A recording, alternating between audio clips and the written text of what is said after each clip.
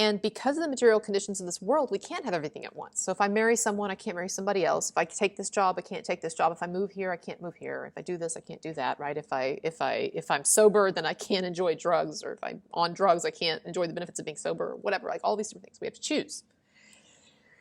And what happens is we have a great existential anxiety about choosing because we do not like to shut off options. And most of you did not, the video didn't do well, which is fine because it was a long philosophy video. Most of you have not seen the video that I did. And the title of the video was, Are You Really Living Your Life? And a lot of it was about choices we make and anxiety about choices and stuff. And so if you think this is interesting, then take a look at that one as well. Again, it's under the philosophy playlist.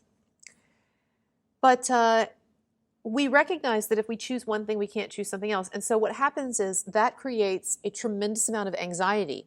Because on the one hand, now really try to stick with me because I know this is deep. I'm talking about things that I can barely even articulate, but that we all sense fundamentally. We know that we have to make choices. We know that we have to give up certain things to get other things due to the material conditions of this world. And yet, because we also sense existentially that everything is one, we have a desire within us to experience the fullness of life, almost as if it were, almost to be God, as it were, to be able to be married to this person and to this person and to this person, or to experience this or that, or to experience pleasure or pain or highs or lows. We have, I believe, a kind of an eternal soul. You can say not, fine, but whatever it is within us, there is something within us that wants to have it all. We want to experience the oneness. We want to experience everything. But the finite conditions of our restricted little lives in these little bodies with this tiny lifespan and not many choices, and not many years to make those choices, right? What we experience is that contrary to the fullness that we understand existence is, we experience our own existence as being very, very poor in comparison, because what we are allotted is just a tiny slice of life that we try to grab as fast as we can because we know that we're on the way to the exit door. You know, like I said, I've used the analogy before about the wind tunnel. Life is a wind tunnel. Life is blowing all this stuff at you, right? And you're just trying to grab onto things that look good along the way, but you don't really know what you're doing. You don't even have time to catch your breath because it's all going so fast and there's so much demanded of us. And there's so many people always poking at us, wanting things. You know, I have to say that is one of the more irritating things that has emerged. And I knew it was going to happen, but, you know, having a semi-successful YouTube channel, still trying to get it off the ground, but having even a semi-successful YouTube channel and just all the people just like poking at me now, you know, and I know that's what it is to have, and I'm not talking about the fans, I'm talking about critics. Why didn't you do this? Why didn't you say that? You know? Did it occur to anyone? Maybe I'm doing the best I can. But anyway, that's fine. It is part of the territory. But what I'm trying to say to you on a more basic existential level is this, is that in a sense, in a way, we go through life trying to square a circle that can't be squared.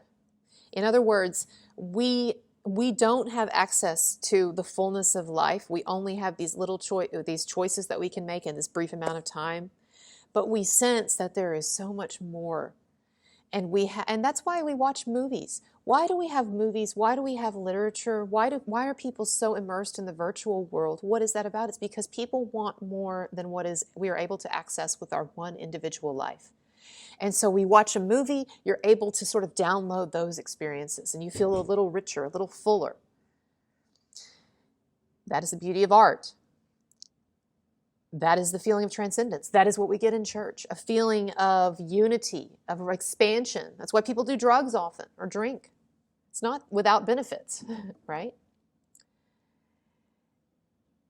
And so what does this have to do with Johnny Depp and Amber Heard? What is this? What am I trying to say here? I'm trying to say that it's very easy for some people to look at someone like Johnny Depp and say, well, why did he stay with her for that long? You know, what a crazy, you know, lunatic she is, or what a bitch or whatever. Well, you know, what's up with that? Or we could look at anyone. We could look at someone who's struggling with any kind of addiction. Why are they doing that? It's bad for them. Well, maybe they're getting some things out of it that are giving them, even with all the pain, that are giving them a sense of expansion. You know, God, I never thought I would be sitting here doing a video saying something positive about Amber Heard, but I mean, let's understand that the woman, she had considerable flaws, and Johnny should not have been with her. But also, I can see the appeal. This is someone who has a real zest for life. There's a wildness. There's an untamed spirit about her. There's something very attractive about someone who says, I'm going to do whatever the fuck I want and fuck you. With that trailer trash Texas thing that she's got going, you know. She said she can go trailer real quick. Yeah, we saw that, Amber. You have demonstrated that. No one doubts your ability to, quote, go trailer.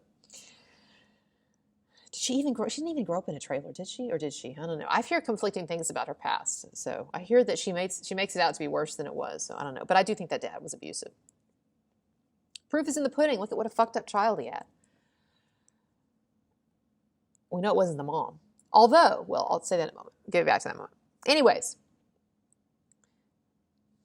So we have a problem as human beings. So this is what I was saying about Amber Heard. I'm sorry. I'm just saying that we have to admit that with all of the considerable, terrible things that came along with Amber Heard, she also had a lot of really unique, interesting things about her that you would not find replicated in many women, in many people, you know. I give her this. There's a very individual spirit there. You know, it may be malevolent and toxic in a lot of ways, but I see the appeal. And what happens in these very complex situations is when people fall in love with something that is also hurting them, whether it's a person or it's an addiction or it's a way of living or whatever.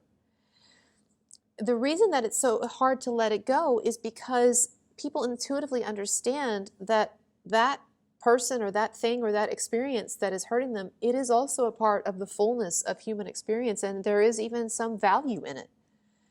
You know? Yeah, there's a lot of bad stuff with Amber Heard, but we know there was a lot of good stuff that kept Johnny Depp hanging on for a long time. Partly, you know, the sickness with his mother and the repetition compulsion and all that, but partly also because in a lot of ways, Amber Heard is an interesting, distinctive, attractive person. And so it is not, our choices in life are never as simple as the naysayers and the pearl clutchers and all of the people who are like, why didn't you just do that? Why don't you just leave him? Or why don't you just quit smoking that crack or whatever? Well, it's just not that simple. Because if everything in life is one, then to reject some things is a kind of a rejection of the whole.